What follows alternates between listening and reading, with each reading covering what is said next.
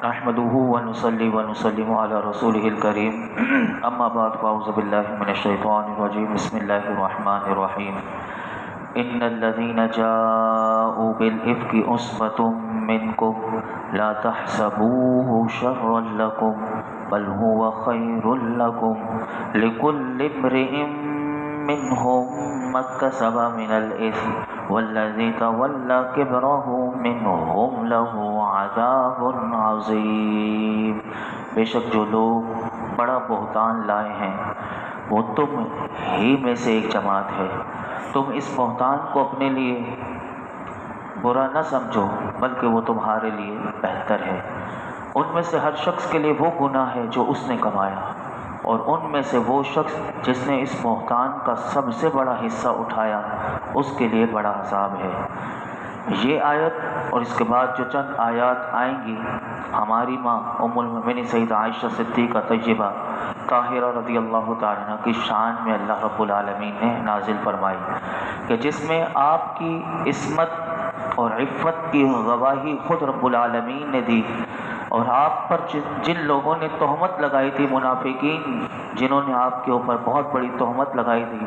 ان کو اللہ رب العالمین نے سزا کا مژدہ ان آیات میں سنایا۔ واقعہ کیا تھا تو واقعہ سن لیجئے۔ جس کو قرآن نے کہا بالافک، اس کو واقعہ افک کہتے ہیں۔ واقعہ افک میں ہماری ماں ام المؤمنین سیدہ عائشہ صدیقہ طیبہ طاہرہ رضی اللہ تعالیٰ عنہ پر بہتان لگایا گیا۔ یہ واقعہ 5 ہجری غزوہ بنی مصطلق سے واپسی کے وقت پر قافلہ مدینہ منورہ کے قریب ایک جگہ پر ٹھہرا۔ ہماری ماں ام المؤمنین سیدہ عائشہ صدیقہ طیبہ طاہرہ رضی اللہ تعالیٰ عنہ ضرورت کے لیے کسی گوشے میں تشریف لے گئی۔ وہاں آپ کا ہار ٹوٹ گیا اور آپ اپنے ہار کی تلاش میں مصروف ہو گئیں۔ ادھر قافلے والوں نے یہ سمجھا کہ وہ جس طرح آپ نے دیکھا ہوگا کہ اونٹ میں ایک جس طرح کی دلہا دلہن کو لایا جاتا ہے تو ایک پہلے بالکل جھکی ٹائپ کی بنائی جاتی ہے جس کو محمل، اور اس میں ہماری وہ ازواج مطہرات بھی اسی میں ہوا کرتی تھیں، تو وہ محمل شریف اونٹ پر کس دیا گیا، اور صحابہ نے یہ سمجھا کہ ام المؤمنین جو ہیں وہ آپ اس میں تشریف فرما ہیں، اور انہیں یہی خیال رہا کہ اس میں ہے، اور وہ قافلہ وہاں سے کوچ کر گیا۔ جب حضرت عائشہ صدیقہ طیبہ رضی اللہ تعالیٰ عنہ واپس تشریف لائی تو قافلہ تو وہاں سے جا چکا تھا، اور آپ اس خیال سے کہ وہیں قافلے کی جگہ پر بیٹھ گئیں کہ جب میری تلاش ہوگی تو دوبارہ قافلے والے یہاں پر آ کر مجھ سے مل جائیں گے۔ اور اس وقت غزوات میں میرے آقا علیہ الصلوۃ والسلام نے ایک صحابی کی یہ ڈیوٹی لگائی ہوئی ہوتی تھی کہ جب غزوات سے واپسی پر یعنی کہیں اگر قافلہ ٹھہرتا تھا تو قافلے کے ٹھہرنے کے بعد ایک صحابی کی یہ ڈیوٹی ہوا کرتی تھی کہ قافلے میں جو صحابہ ہوتے اگر ان کی کوئی چیز گر جاتی تو وہ قافلے میں جو پیچھے صحابی ہوتے وہ تمام جگہ کا پڑاؤ کی جگہ پر چیک کرتے کہ کسی کی اگر کوئی چیز ہو تو واپسی میں بعد میں ان کو دے دیا جائے۔ تو وہاں پر وہ جن کی ڈیوٹی تھی ان کا نام ہے حضرت صفوان رضی اللہ تعالیٰ عنہ، یہ صحابی رسول ہیں۔ تو یہ جب قافلہ چلا گیا تو وہ وہاں پر انہوں نے ہماری ماں ام المؤمنین سیدہ عائشہ صدیقہ طیبہ طاہرہ رضی اللہ تعالیٰ عنہ کو جب دیکھا تو آپ نے بلند آواز سے کہا انا للہ و انا الیہ راجعون۔ جب پڑھا تو حضرت عائشہ رضی اللہ تعالیٰ عنہ نے کپڑے سے فوراً پردہ کر لیا، اور انہوں نے پھر اپنی اونٹنی کو بٹھایا اور آپ کو اس میں سوار کیا اور لشکر میں آپ پہنچ گئیں۔ اس وقت جو اس حضور کے ساتھ غزوہ بنی مصطلق میں سیاہ باطن یعنی جن کا اندر سے باطن کالا منافقین وہ اس قافلے میں موجود تھے، جب انہوں نے دیکھا کہ وہ حضرت صفوان کے ساتھ ہماری ماں تشریف لا رہی ہیں تو انہوں نے آپ کی شان میں بدگوئی شروع کر دی، اور بعض مسلمان بھی ان کے منافقین کے فریب میں آ گئے اور ان کی زبان سے بھی کوئی بیجا کلمہ سرزد ہوا۔ اسی دوران حضرت عائشہ صدیقہ رضی اللہ تعالیٰ عنہ بیمار ہو گئی تھیں، اور مفسرین کہتے ہیں کہ 1 ماہ تک آپ بیمار رہیں، اور اس بیماری کے عرصے میں انہیں اطلاع نہیں ہوئی کہ ان کے بارے میں منافقین کیا کہہ رہے ہیں۔ ایک روز حضرت ام مستح رضی اللہ تعالیٰ عنہ ان کے ذریعے حضرت عائشہ صدیقہ رضی اللہ تعالیٰ عنہ کو یہ پوری بات پتہ چلی کہ منافقین تو میرے بارے میں اس طرح کی بدگوئی کر رہے ہیں اور مجھ پر اتنی خطرناک تہمت لگا دی الامان والحبیب۔ تو آپ نے جب اپنے اوپر یہ تہمت کا سنا تو مفسرین کہتے ہیں آپ کا مرض اور بڑھ گیا اور آپ اس صدمے سے اتنا روتی تھیں کہ آپ کے آنسو نہ تھمتے تھے اور نہ ایک لمحے کے لیے نیند آتی تھی۔ اس لمحے میں سرکار دو عالم صلی اللہ علیہ وسلم پر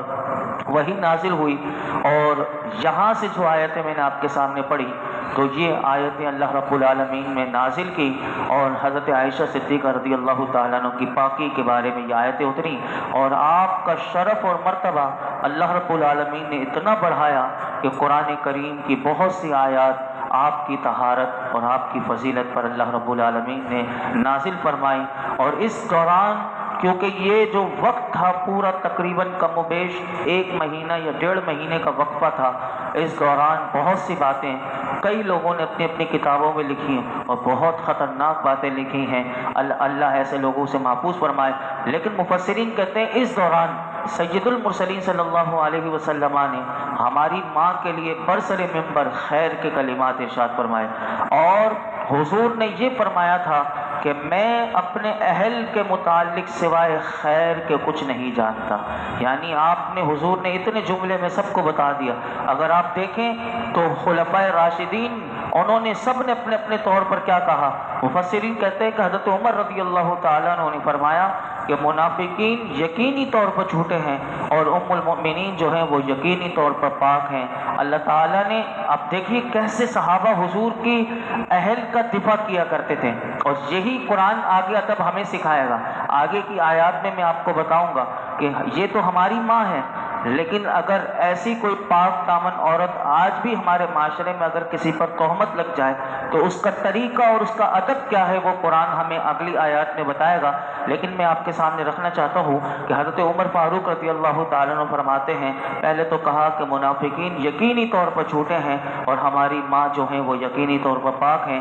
اللہ نے حضور علیہ الصلوۃ والسلام کے جسم پاک کو، اب دیکھیے حضرت فاروق اعظم حضور کا تعارف بتاتے ہیں کہ حضور کا جسم کتنا پاک ہے۔ فرماتے ہیں حضور کے جسم پاک کو اللہ نے مکھی کے بیٹھنے سے پاک رکھا۔ کیوں؟ فرمایا مکھی جو ہے وہ نجاستوں پر بیٹھتی ہے، تو یہ کیسے ہو سکتا ہے کہ اللہ رب العالمین آپ کو بد عورت کی صحبت سے محفوظ نہ رکھے؟ یہ دیکھیں یہ بڑائی حضرت فاروق اعظم۔ حضرت عثمان غنی رضی اللہ تعالیٰ عنہ کیسی پاکی بیان کرتے ہیں؟ حضرت عثمان غنی رضی اللہ تعالیٰ عنہ نے فرمایا کہ آپ نے بھی آپ کی طہارت بیان کی اور فرمایا اللہ رب العالمین نے نبی پاک صلی اللہ علیہ وسلم کا سایہ زمین پر نہ پڑنے دیا، کہا کہ کہیں ایسا نہ ہو کہ حضور کے سائے پر بھی کوئی قدم رکھ دے، تو جو پروردگار آپ صلی اللہ علیہ وسلم کے سائے کو محفوظ رکھتا ہے تو کس طرح ہو سکتا ہے کہ وہ آپ کے اہل کو محفوظ نہ فرمائے؟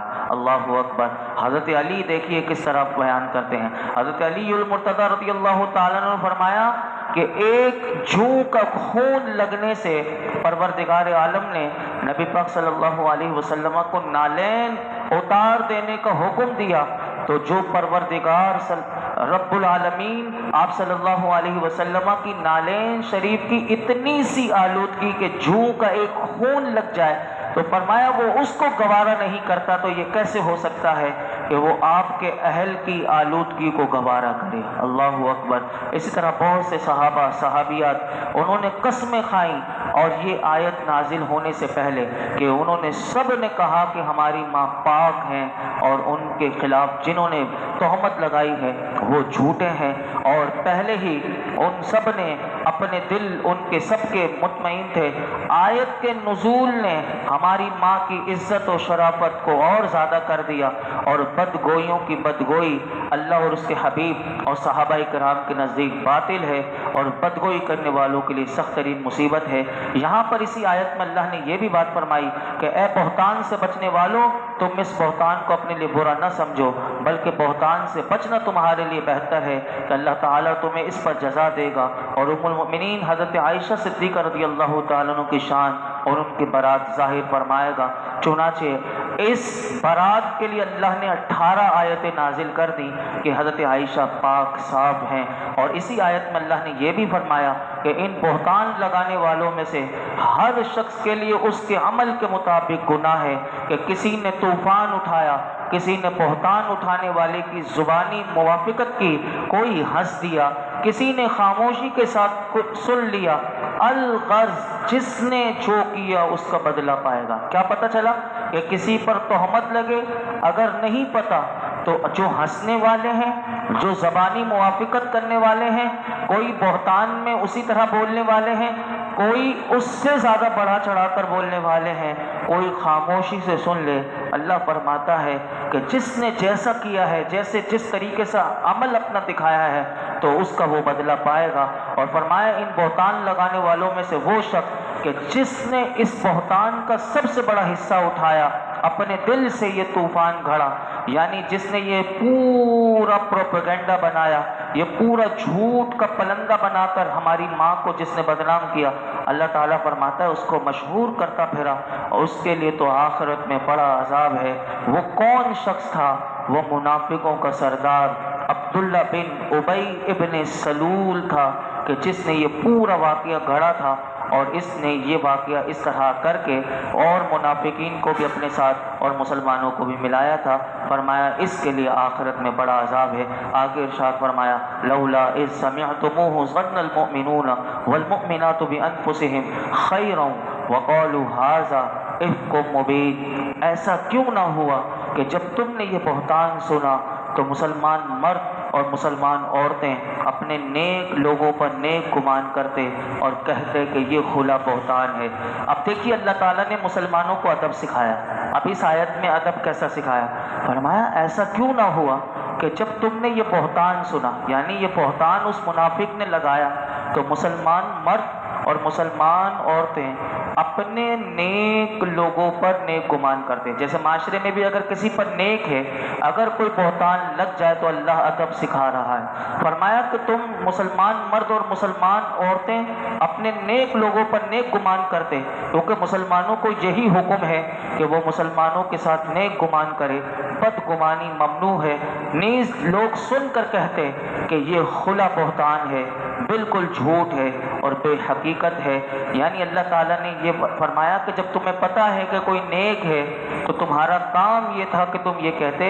کہ یہ کھلا بہتان ہے، یہ اپنی زبان سے کہتے تو صحیح، اور یہ کہتے کہ بالکل جھوٹ ہے اور بے حقیقت ہے۔ صدر الافاضل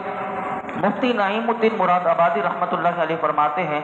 بعض گمراہ بے باک یہ کہ گزرے۔ ہاں، یہ والی بات میں آپ کے سامنے رکھنا چاہ رہا تھا کہ اتنے گمراہ ہوئے لوگ اس واقعے سے کہ جنہوں نے تاریخ لکھی، اور جنہوں نے مفسر کئی ایسے گزرے ہیں کہ جنہوں نے اپنی تفسیر میں یہ بات بھی لکھ دی کہ رسول اللہ صلی اللہ علیہ وسلم کو بھی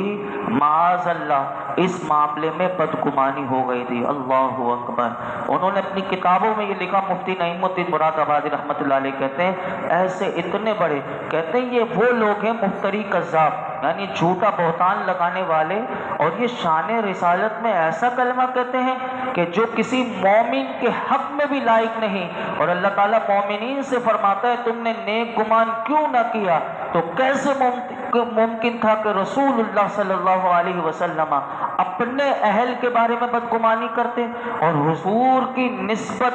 بدگمانی کرنا کہتے ہیں یہ اتنا اس کے کالے پن ہونے کی علامت ہے کہ اس کا باطن جو ہے وہ اتنا کالا ہے کہ خاص کر ایسی حالت میں کہ جب کہ بخاری شریف میں آپ کہتے ہیں کہ حدیث پاک ہے کہ رسول اللہ صلی اللہ علیہ وسلم نے بقسم فرمایا کہ میں جانتا ہوں کہ میرے اہل پاک ہیں۔ حضور نے قسم کھا کر کہا تھا کہ میرے اہل جو ہیں وہ پاک ہیں۔ تو اس سے پتہ چلا کہ مسلمان پر بدگمانی کرنا ناجائز ہے۔ جب کسی نیک شخص پر تہمت لگائی جائے تو بغیر ثبوت مسلمان کو، آپ کے پاس کوئی ثبوت نہیں، جس نے تہمت لگائی وہ ثبوت بھی نہیں دے رہا آپ کو، بس اس نے تہمت لگا دی، تو آپ فرماتے ہیں بغیر ثبوت مسلمان کو اس کی موافقت کرنا، آپ نے سنا، آپ نے ہاں کر دی، ہاں ایسا ہو سکتا ہے اس نے کر لیا ہو، فرمایا اس کی موافقت کرنا اور تصدیق کرنا یہ روا نہیں۔ تو کیا باتیں اس آیت سے پتہ چلی کہ مسلمانوں کو چاہیے کہ وہ بدگمانی سے بچا کریں۔ اللہ تعالیٰ نے بھی قرآن میں سورہ حجرات میں یہی کہا، اے ایمان والو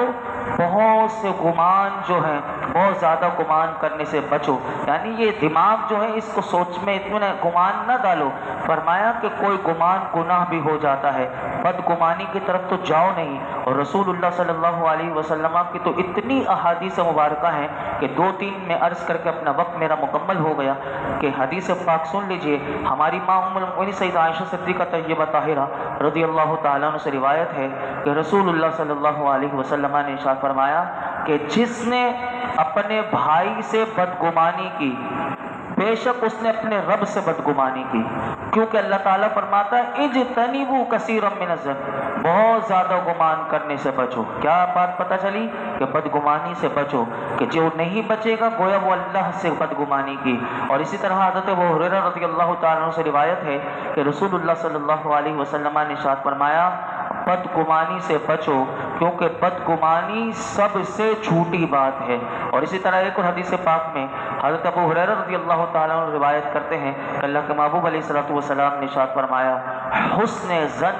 یہ عمدہ عبادت ہے، یعنی ہر ایک کے بارے میں اچھا سوچنا، اچھا گمان رکھنا، فرمایا یہ سب سے بہترین عبادت ہے۔ اور ایک اور حدیث پاک حضرت عمر بن خطاب رضی اللہ تعالیٰ عنہ فرماتے ہیں تم اپنے